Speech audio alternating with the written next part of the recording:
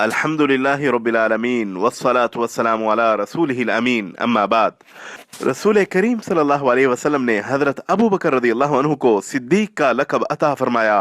हजरत अनस रदियल्लाहु अन्हु से मरवी है कि नबी करीम सल्लल्लाहु अलैहि वसल्लम उहद पहाड़ पर चढ़े और आप सल्लल्लाहु अलैहि वसल्लम के साथ हजरत अबू बकर, उमर और हजरत उस्मान रदियल्लाहु अन्हुम थे।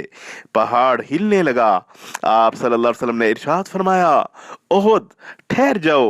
हजरत अनस रदियल्लाहु अन्हु फरमाते हैं, मेरा ख्याल है आप सल्लल्लाहु अलैहि वसल्लम ने ओहद पर अपना पांव मुबारक मारा और फरमाया, तेरे ऊपर एक नबी, एक सिद्दीक और दो शहीद हैं। इसे बुखारी ने रिवायत किया।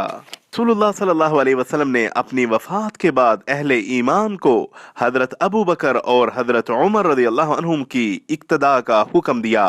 हजरत हुदैफा रदियल्लाहु अन्हु नकल फरमाते हैं, हम नबी सल्लल्लाहु अलैहि वसल्लम के पास बैठे हुए थे।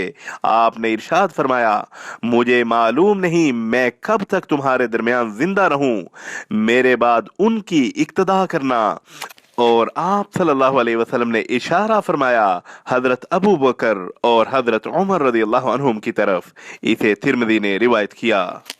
नबी करीम सल्लल्लाहु अलैहि वसल्लम की निगाह में तमाम सहाबा किराम रदियल्लाहु अन्हुम में से हजरत अबू बकर सिद्दीक रदियल्लाहु अन्हु सबसे अफजल थे।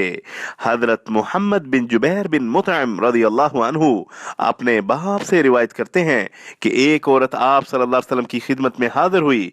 आप सल्लल्लाहु अलैहि वसल्लम ने इरशाद फरमाया, फिर किसी वक्त आना। औरत ने अर्ज की, अच्छा अगर मैं आऊं और आप सल्लल्लाहु अलैहि वसल्लम को ना पाऊं तो? गोया उसका इशारा आप सल्लल्लाहु अलैहि वसल्लम की मौत की तरफ था। आप सल्लल्लाहु अलैहि वसल्लम ने इरशाद फरमाया, अगर मैं ना हुआ तो अबू बकर के पास चली जाना रदियल्लाहु अन्हु। इसे बुखारी ने रिवायत किया। वसल्लल्लाहु अला नबील करीम।